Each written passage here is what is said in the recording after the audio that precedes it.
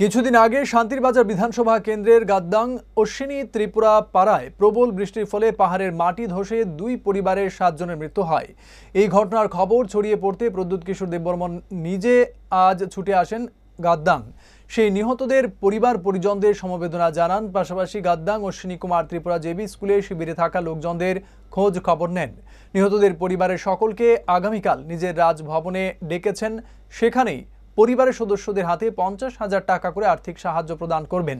আজকের এই কর্মসূচিকে কেন্দ্র করে প্রদ্যুৎ কিশোর দেববর্মনের পাশাপাশি সাংসদ Kriti Singh Debbarma, sub zonal chairman David Mura Singh, Santirbazar মহকুমা শাসক মনোজ কুমার সাহা সহ তিপ্রা মথার দলীয় नेतृत्व उपस्थित ছিলেন।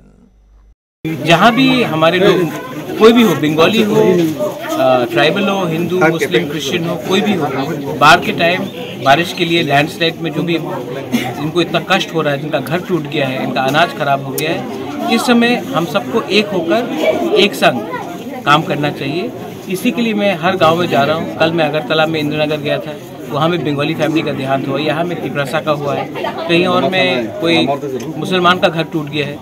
लेकिन इस समय हमको राजनीति नहीं करना चाहिए, इस समय हमको दिल से अपने लोगों को हेल्प करना चाहिए। मैं भी हिंदुस्तान का नागरिक हूँ, ये भी हिंदुस्तान के नागरिक हैं, इनके अंदर भी वही खून है जो मेरे अंदर है। इस समय हमें कर्तव्य का पालन करना चाहिए, ना कि शॉर्ट टर्म राजनीति करना चाहिए। इसी के लिए मैं यहाँ भी आया हूँ। अब इसके बाद मैं और 2-3 जगह जाऊँगा, और यहाँ में जो जिन लोगों का फैमिली का डेथ हुआ है वो लोग कल राजबाड़ी हमारे वॉरियर्स, तिपरा मथा के वॉरियर्स उनको लेके आ रहे हैं। मैं वहाँ भी उनको 50,000 करके उनको दूंगा।